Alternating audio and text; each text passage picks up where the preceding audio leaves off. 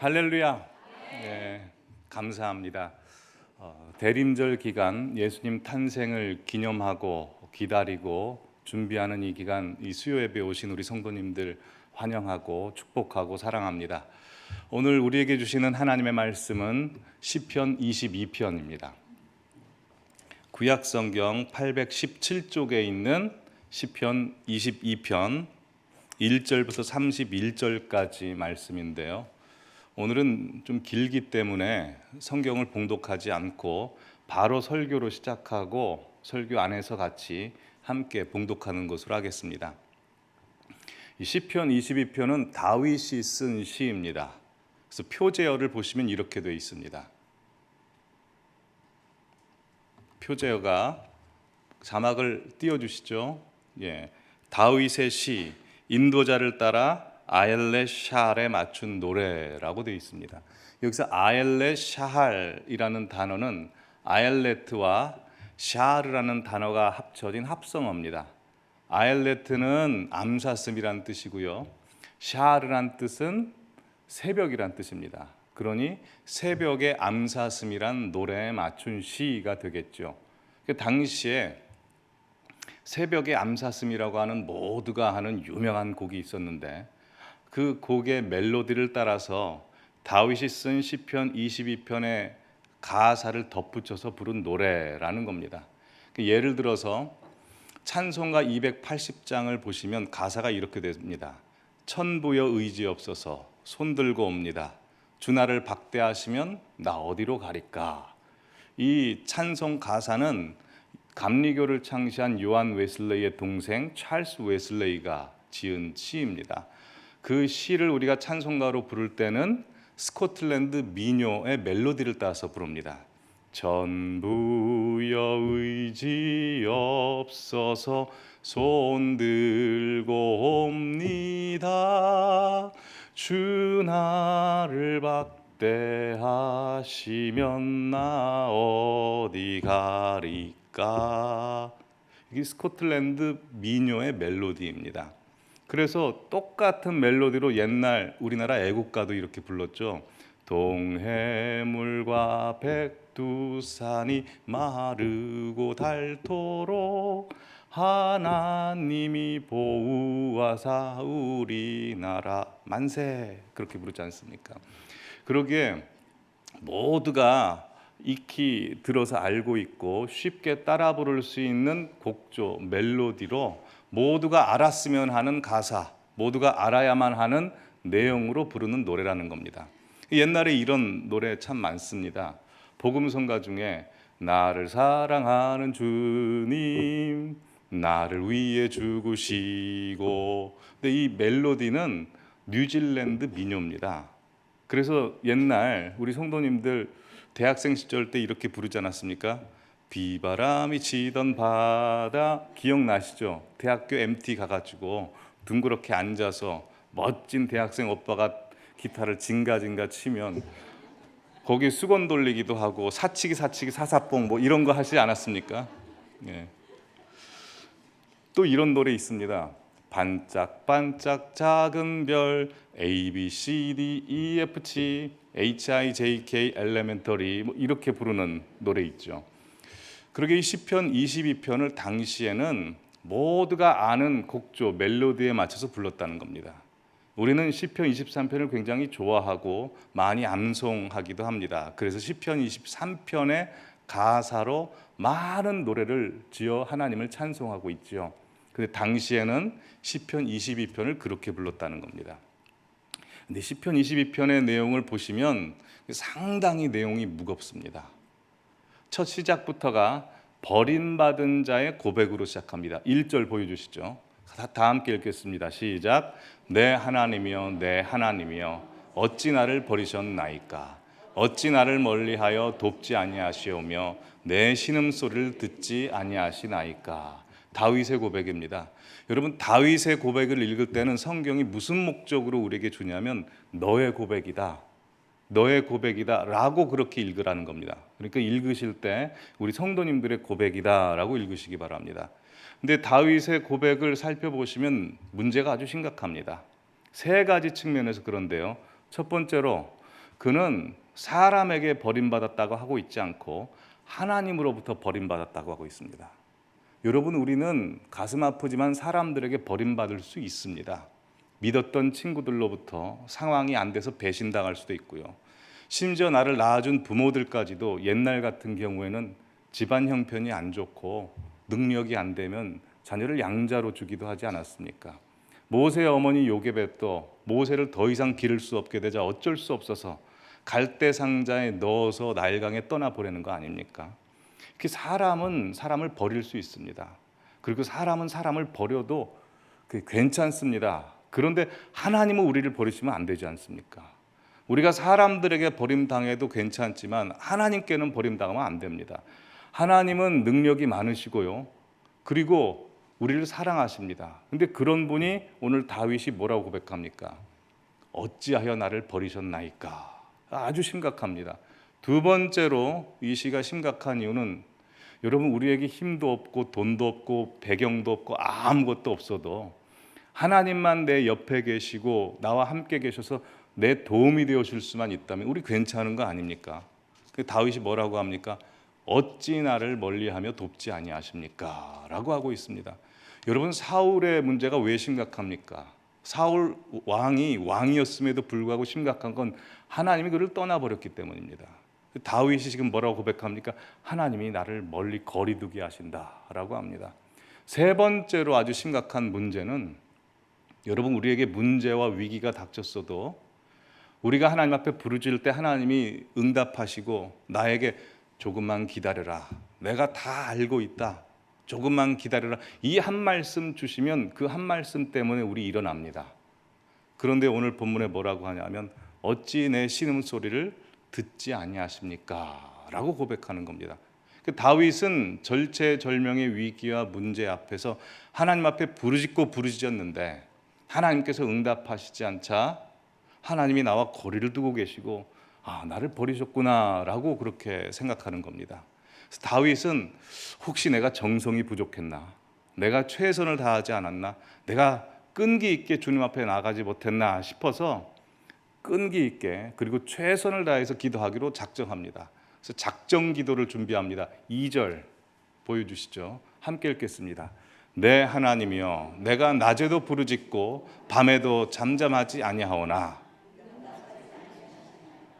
밤에도 부르짖고 낮에도 잠잠하지 아니하온데 뭐가 문제입니까? 응답하지 아니한다는 겁니다. 여러분, 이럴 때 우리 어떻게 할까요? 분명 성경 말씀에 우리 신앙의 교과서에 우리가 문제가 있었을 때 하나님 앞에 부르짖으면 하나님께서 우리를 만나주시고 기도를 들어주신다고 했고, 문제 가운데 하나님의 약속만 믿고 주님만 바라본다면, 잠잠히 주님을 기다리면 내가 너의 하나님이 될 거다라고 분명히 말씀 속에서 약속하셨는데, 우리가 부르짖었는데도 불구하고 하나님이 응답하시지 않고 하나님이 나의 하나님의 모습으로 증명되지 않는다면 어떡할까요? 교과서대로 정답을 써냈는데 오답 처리가 된 겁니다. 다윗은 어쩔 줄 몰라 합니다. 당황해합니다. 이런 다윗의 심경을 우리가 잘 이해하기 위해서는 2절부터 시작해서 1절로 거슬러 가서 묵상해 보면 더 확실히 알 수 있습니다. 다윗이 이렇게 고백하는 겁니다. 내가 낮에도 부르짖고 밤에도 잠잠치 아니하였습니다. 근데 왜 하나님 내 기도를 들어주지 않습니까? 왜 내 이 부르짖는 소리에 귀를 막으시고 왜 내게 응답하지 아니하십니까? 왜 나와 거리를 두십니까? 이제 알겠습니다. 하나님 나 버리셨군요 라고 느끼는 겁니다.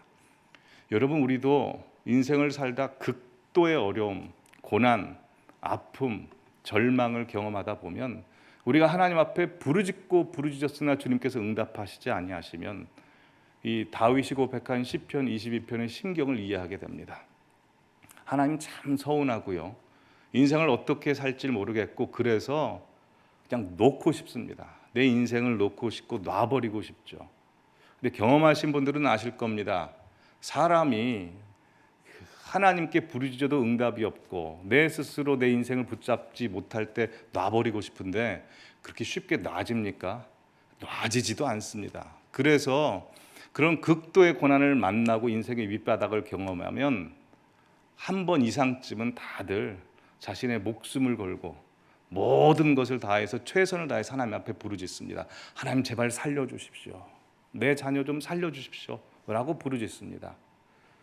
소경 바디메오가 예수님께서 여리고를 지나가신다는 소식을 듣고 이번이 마지막 기회다라고 생각하여 예수님의 발자국 소리, 예수님 소리만 들려도 다윗의 자손 예수여 나를 불쌍히 여기소서, 사람들이 시끄럽다 소리 좀 낮춰라 라고 해도 상관없이 다윗의 자손 예수여 나를 불쌍히 여기소서 라고 했던 것처럼 우리 인생의 밑바닥, 고난, 아픔, 누구도 해결해 줄 수 없는 고난 가운데 처하면 내 체면이고 뭐고 다른 사람 신경 쓰지 않고 주님 부르짖게 됩니다. 다윗이 그런 위기와 문제를 만나서 자신에게 있는 모든 힘과 노력과 모든 것을 다해서 최선을 다해서 부르짖습니다. 그 내용이 3절부터 21절까지의 내용입니다. 3절부터 5절까지 먼저 보시면 과거의 하나님을 소환하여 기도합니다. 함께 읽겠습니다. 시작.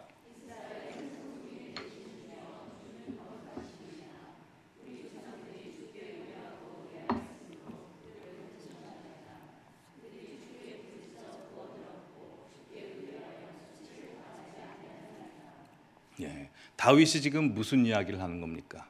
하나님, 우리 조상 이스라엘 백성들 200만 명이나 되는 사람들이 애굽의 종되었고 노예되었을 때 하나님 앞에 부르짖지 않았습니까?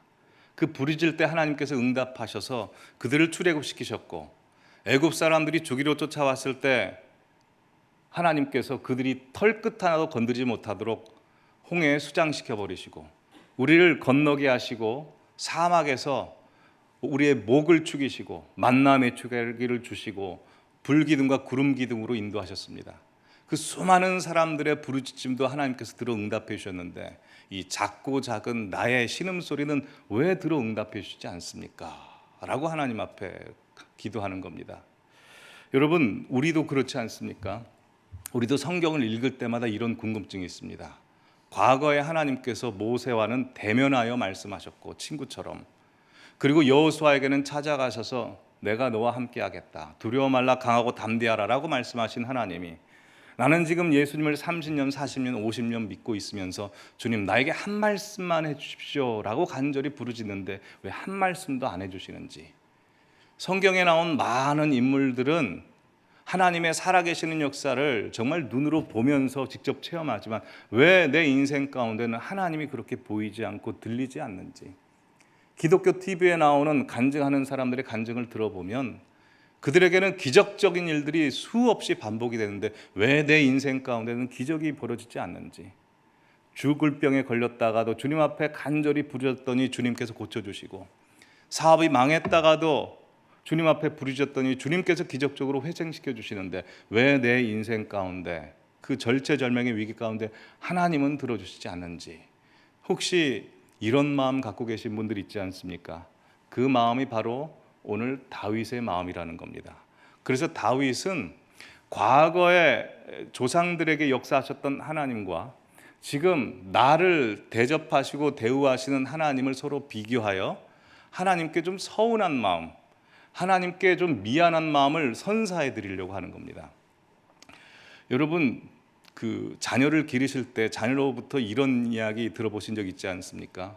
엄마, 왜 형은 자동차 사는데 나는 왜 자전거밖에 안 사줘? 엄마, 나는 결혼할 때 이것까지밖에 안 해줬는데 왜 동생 결혼할 때는 이것까지도 해줘? 이런 말 들어보신 적 있으십니까? 그런 말 들어보면 부모 심정이 어떻습니까? 어처구니 없죠.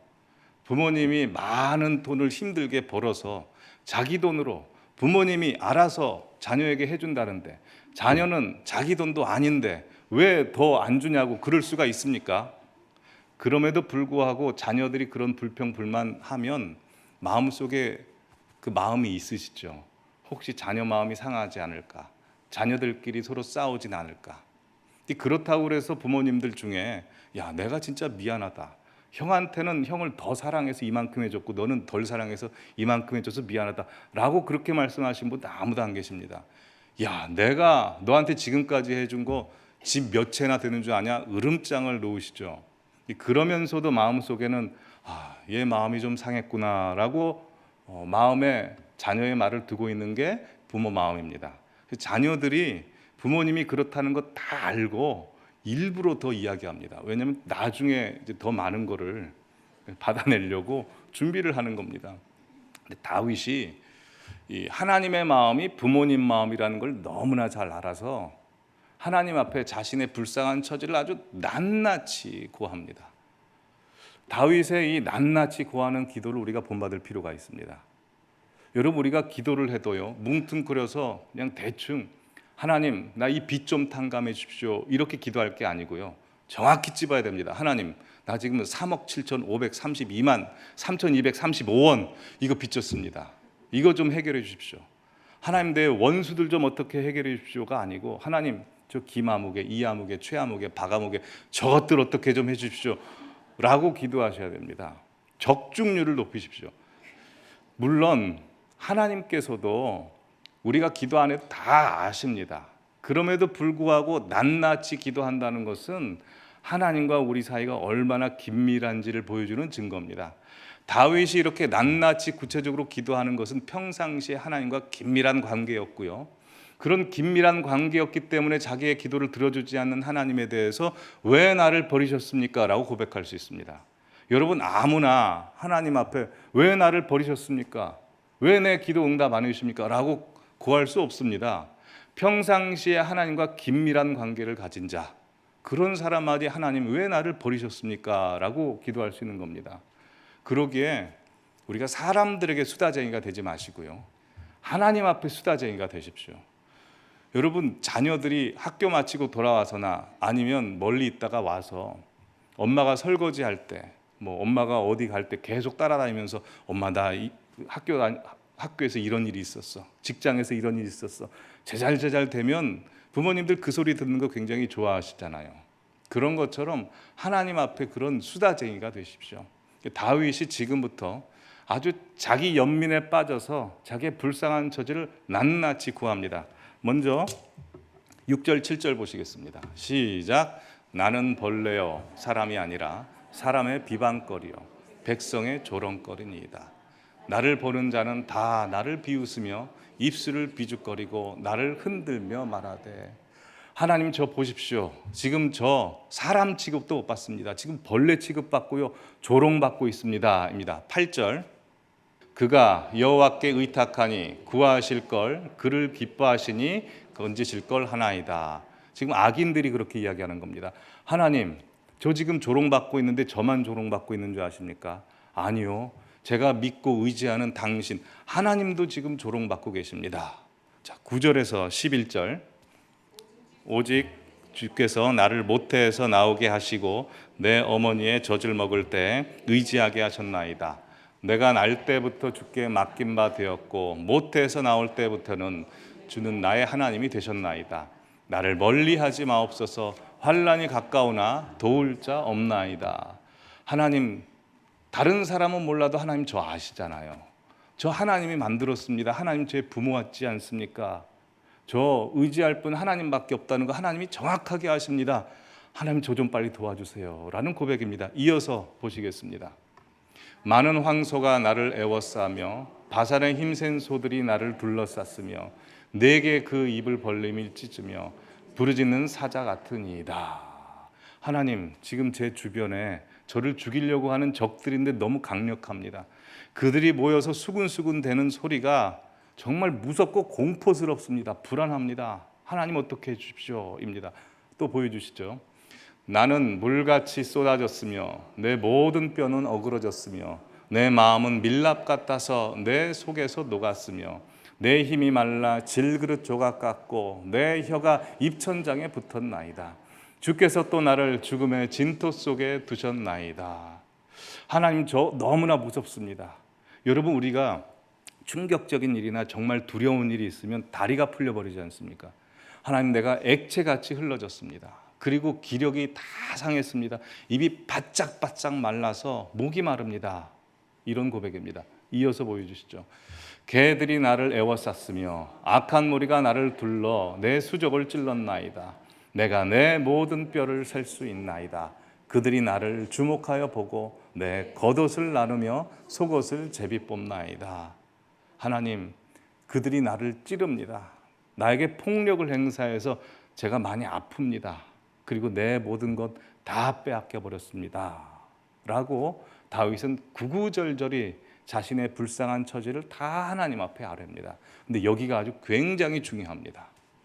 다윗은 지금까지 사람들에게 버림받았다고 고백했고요. 또 자신은 하나님으로부터 버림받았다고 고백했습니다.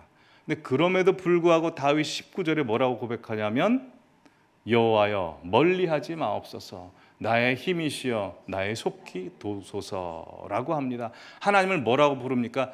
나의 힘이시라고 부릅니다. 그래서 멀리하지 마시고 속히 나를 도와달라고 고백합니다. 어떻게 다윗은 사람들에게 하나님께 버림받았는데 여전히 하나님을 나의 힘이라고 고백하고 도와달라고 고백할 수 있을까요? 그것은 아까 읽은 9절에서 10절까지의 말씀입니다. 오직 주께서 나를 모태에서 나오게 하시고 내 어머니의 젖을 먹을 때 의지하게 하셨나이다. 내가 날 때부터 주께 맡긴 바 되었고 모태에서 나올 때부터 주는 나의 하나님이 되셨나이다. 다윗은 아는 겁니다. 하나님 내 부모지 않습니까? 부모라면 나 놓을 수 없는 거 아닙니까? 라고 외치는 겁니다. 여러분 상상하기도 싫겠지만 우리 부모님들이 자기 자녀 놓을 수 있습니까? 만약 우리 성도님들의 자녀를 성도님들이 놓고 포기했다면 스스로 부모라고 어머니라고 아버지라고 이야기할 수 있겠습니까? 스스로 이야기 못합니다. 하나님도 마찬가지입니다. 하나님이 우리 포기하시고 놓으시면 하나님이 하나님 아닌 겁니다. 다윗에게는 그 믿음이 있었다는 겁니다. 우리 성도님들께서 자기 자녀를 놓을 수 없는 것 이상으로 하나님이 우리 성도님들을 절대 놓을 수 없다는 것을 믿으시고 확신하시기를 바랍니다. 그 확신이 있자 다윗은 19절부터 21절의 고백을 할 수 있습니다. 다 함께 고백하시겠습니다.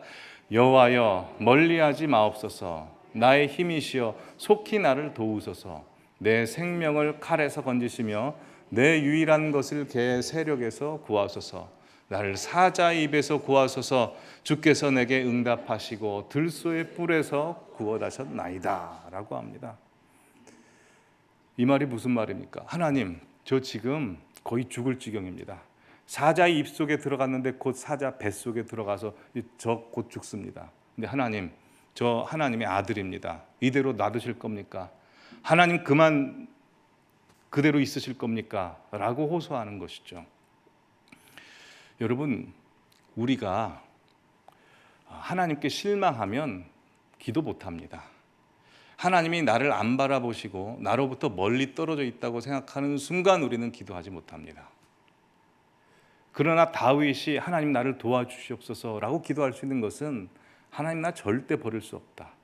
우리 자녀 절대 하나님이 버리시지 않는다라는 믿음과 확신이 있었기 때문에 하나님 나를 도와주셔서 멀리하지 마소서라고 간절히 부르짖을 수 있었습니다. 그렇게 기도하자 다윗이 변화됩니다. 다윗이 뭐가 바뀌는 줄 아십니까? 기도 내용이 바뀌어버립니다. 그가 1절에서는 나의 하나님 어찌하여 나를 버리셨습니까? 라고 고백하는데요. 22절 23절 보여주시면 이렇게 고백합니다. 내가 주의 이름을 형제에게 선포하고 회중 가운데서 주를 찬송하리이다. 여호와를 두려워하는 너희여 그를 찬송할지어다. 야곱의 모든 자손이여 그에게 영광을 돌릴지어다. 너희 이스라엘 모든 자손이여 그를 경외할지어다 라고 바뀌어버립니다. 다윗은 분명히 하나님이 나를 버리셨다라고 하는데 기도하는 중에 뭔가 일이 벌어져서 갑자기 내가 주를 찬송합니다 라고 고백하고 있고, 심지어 나를 죽이는 개들, 내 수족을 찔렀던 사람들까지도 너희도 여호와를 찬송하라 라고 고백합니다. 24절도 보여주시죠. 시작. 그는 곤고한 자의 곤고를 멸시하거나 싫어하지 아니하시며 그의 얼굴을 그에게서 숨기지 아니하시고 그가 울부짖을 때 들으셨도다. 아까는 하나님께서 나와 거리를 두셨다고 했는데 계속 띄워주시죠. 보여주시면 그 얼굴을 나에게서 숨기지 아니하셨다.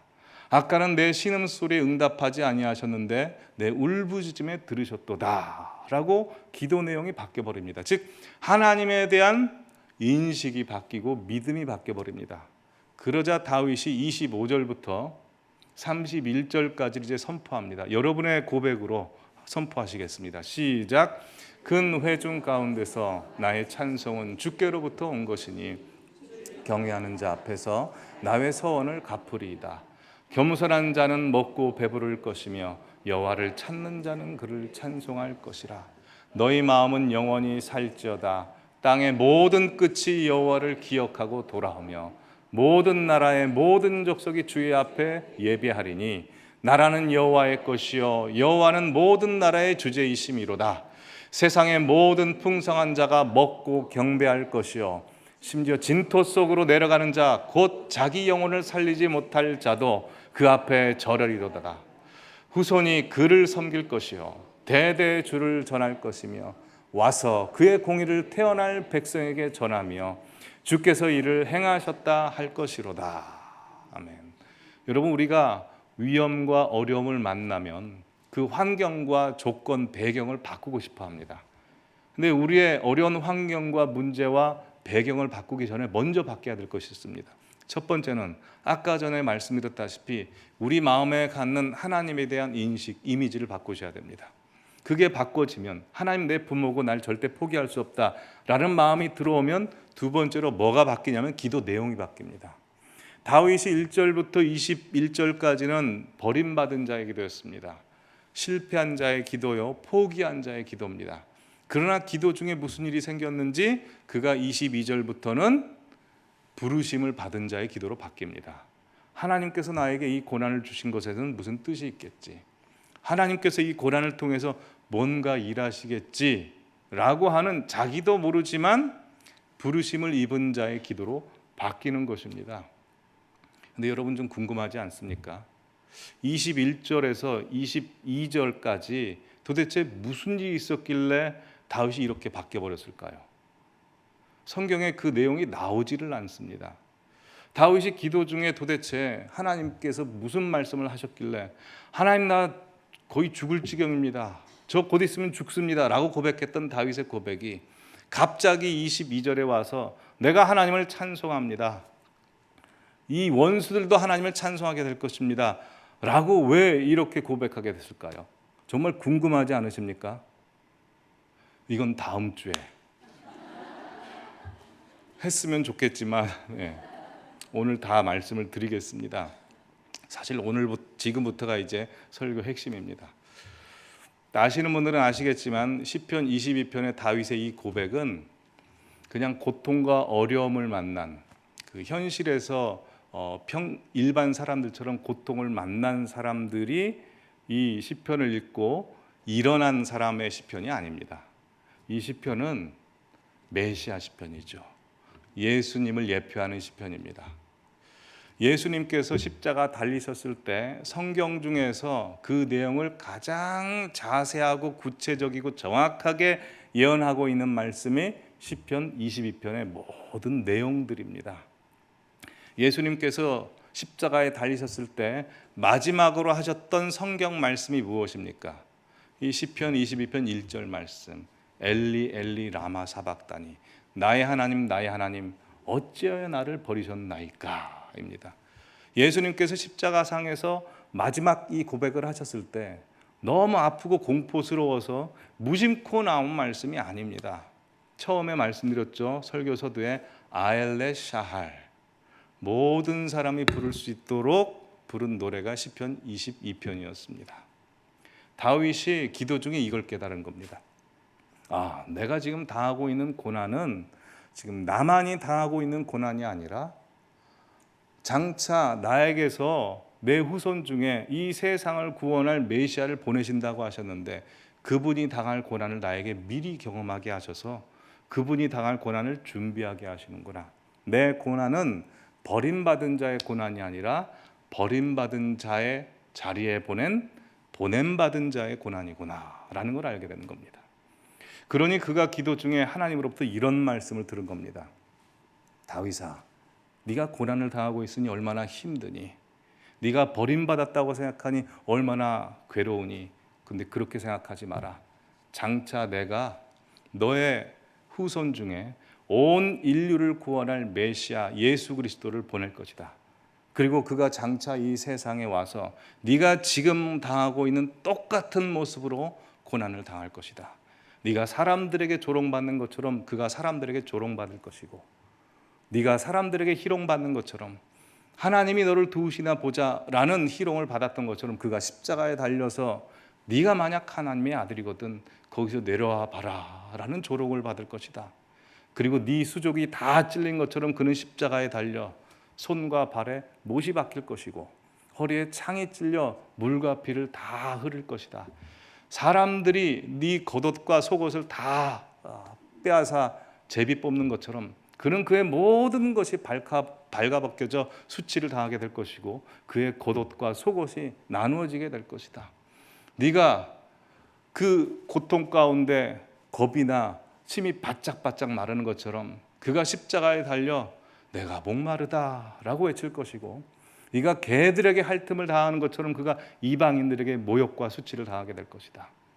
네가 하도 아파 뼈를 하나하나 셀 수 있는 것처럼 그는 로마 병정들에게 채찍에 맞아 살점이 뜯겨져 그의 뼈를 하나하나 다 셀 수 있을 것이다. 그러니 다윗아, 장차 온 인류를 구원할 그 메시아가 왔을 때 그 십자가를 지는 그날 그가 그 모든 고통을 어떻게 이겨낼 수 있는지 아니? 그가 그 모든 고통을 이겨내기 위해서 내가 너에게 모든 그가 당해야 될 고통을 미리 준다. 그리고 너는 그 고통을 생생히 기억하여 시편 22편을 기록하게 될 것이다. 그리고 그가 장차 이 세상에 와서 네가 기록한 그 시편 22편을 외우고 묵상하여 자신의 운명이 어떤 것인지, 어떤 인생을 살 것인지를 알게 될 것이다. 그리고 그가 앞으로 당할 고난이 무슨 고통인지를 준비할 것이다. 조롱받음을 준비할 것이고 채찍에 맞음을 준비할 것이고 사람들에게 버림받음을 준비할 것이고 그 고통과 아픔과 버림받음 속에서도 그걸 다 이겨내게 될 것이다. 그가 그 모든 고통을 이겨낼 수 있는 것은 네가 미리 이 고난을 경험했기 때문이다. 그러기에 너의 고난은 버림받은 자의 고난이 아니라 버림받은 자리에 보냄받은 자의 고난이다. 다윗이 깨달은 겁니다. 내 고난은 그저 아픈 고난이 아니라 보냄받은 자의 고난, 사명이구나 라는 것을 깨닫게 된 겁니다. 우리 성도님들도 마찬가지입니다. 하나님, 나 왜 버리셨습니까? 나를 왜 여기에 보내셨습니까? 왜 나에게 이런 문제 허락해 주셨습니까? 이해가 안 됩니다. 고통스럽습니다. 고통일 뿐입니다. 라고 고백하는 그 현실 속에서 하나님께서는 목적을 갖고 그 고난의 자리에 보내셨다는 겁니다. 거기서 뭘 증명하라고요? 땅의 모든 끝이 여호와를 기억하고 경배하며 돌아오게 되는 날, 너의 고난을 통해서 그걸 만드시겠다라는 것입니다.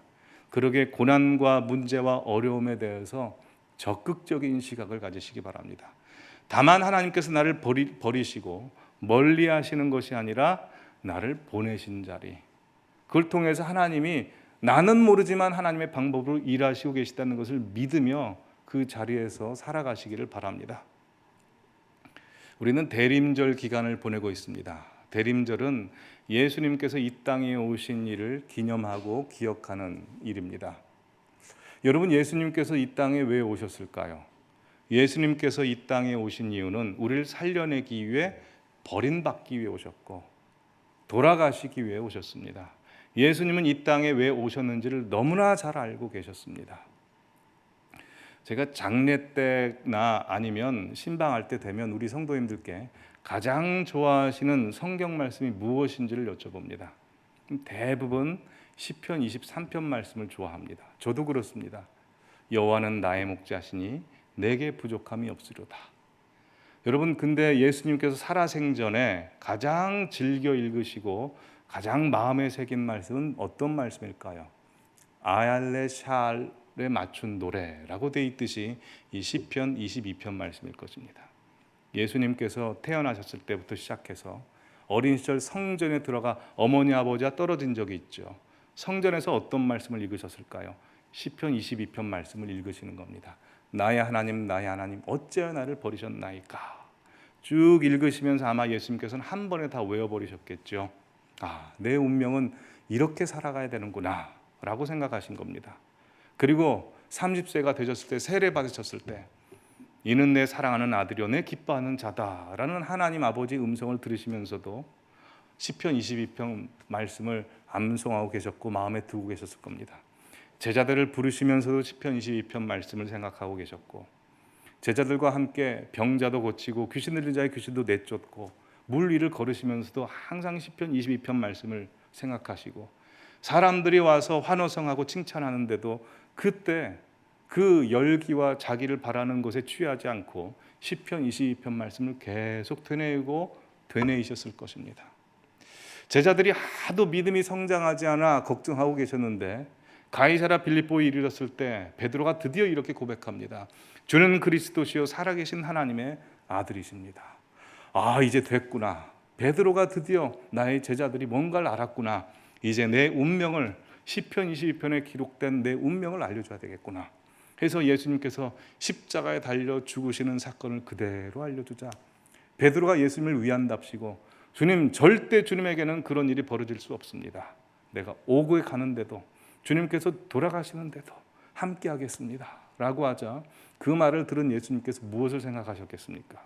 시편 22편 말씀을 생각하시는 겁니다. 그리고 베드로에게 이렇게 말합니다. 사단아 물러가라.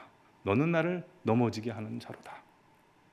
너는 하나님의 일을 생각하지 않고 사람의 일을 생각하는도다 라고 하여 그 유혹을 물리치시는 겁니다. 그리고 제자들과 함께 십자가를 지시러 가시기 위해 나귀를 타고 예루살렘에 가실 때도 수많은 사람들이 호산나 호산나 다윗의 자손이여 찬송할지로다 라고 찬송하는 그 순간에도 모두 헤롯을 갈아치우고 예수님이 왕자로 올라가실 거라고 생각하지만 예수님께서는 십자가를 지시는 시편 20편 말씀을 묵상하시다가 드디어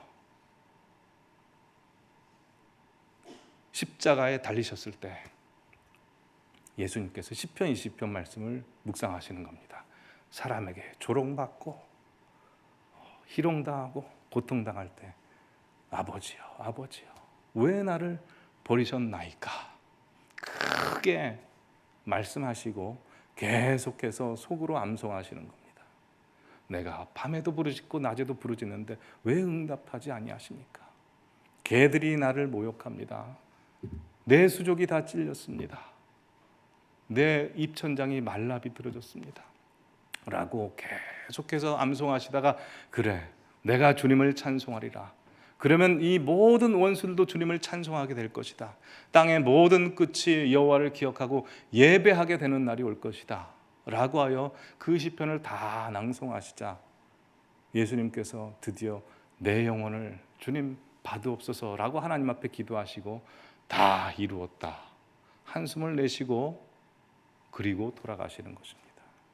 그리고 예수님께서 시편 22편의 말씀을 묵상하시고 암송하시고 그걸 실제로 살아내시사 우리가 드디어 시편 23편의 고백을 할 수 있게 됩니다.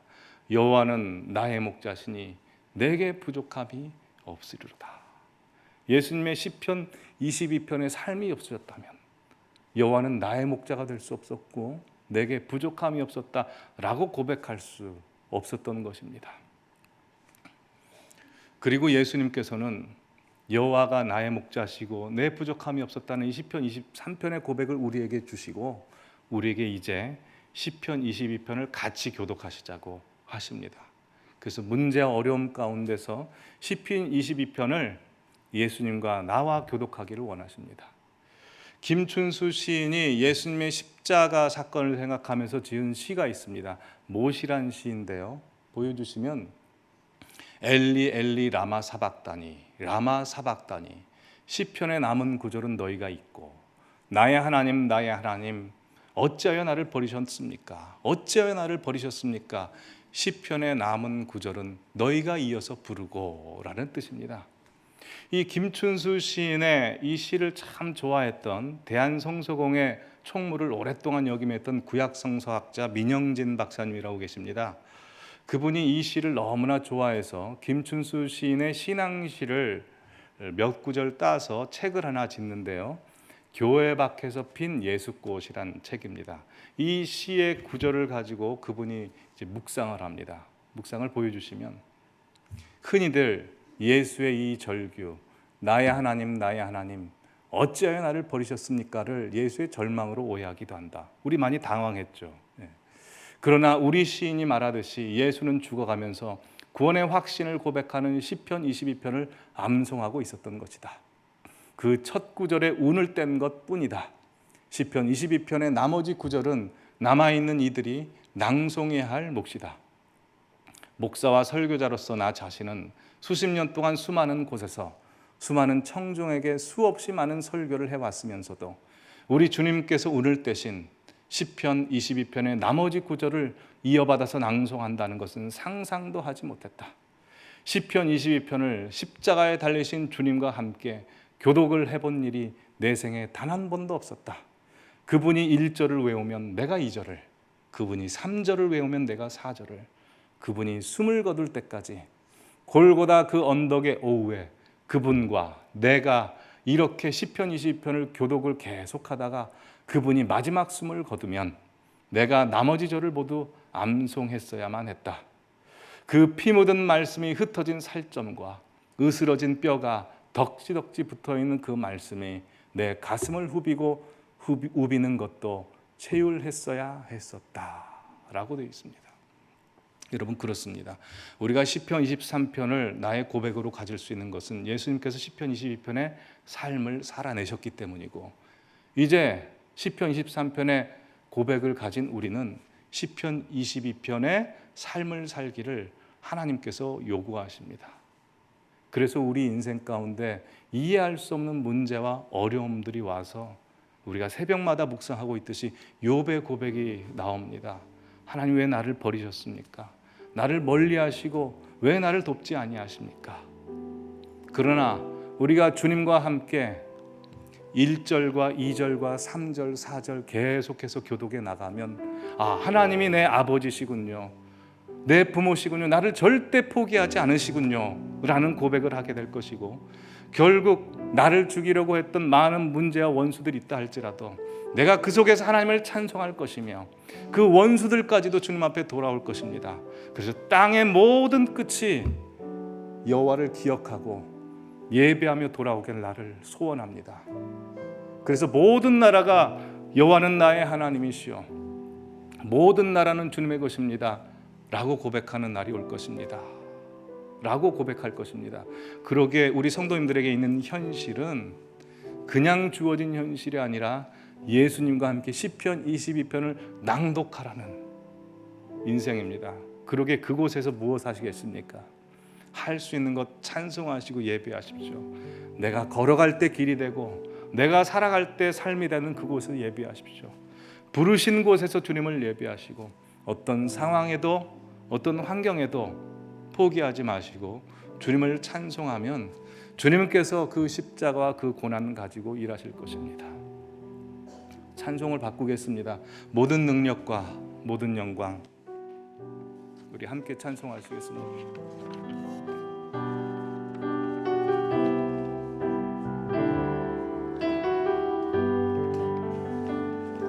모든 능력과 모든 권세, 모든 것 위에 뛰어나신 주님, 세상이 증명할 수 없는 지혜로 모든 만물 창조하셨네. 모든 나라와 모든 보좌, 이 세상 모든 경이로움보다, 이 세상 모든 값진 보물보다 더욱 귀하신 나의 주님.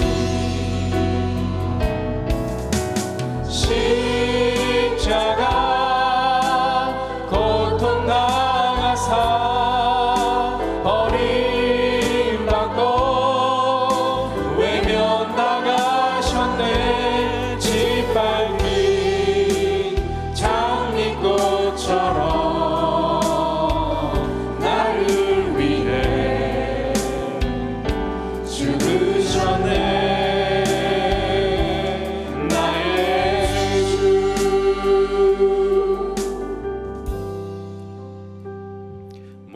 능력과 모든 권세 모든 것 위에 뛰어나신 주님 세상이 증량할 수 없는 지혜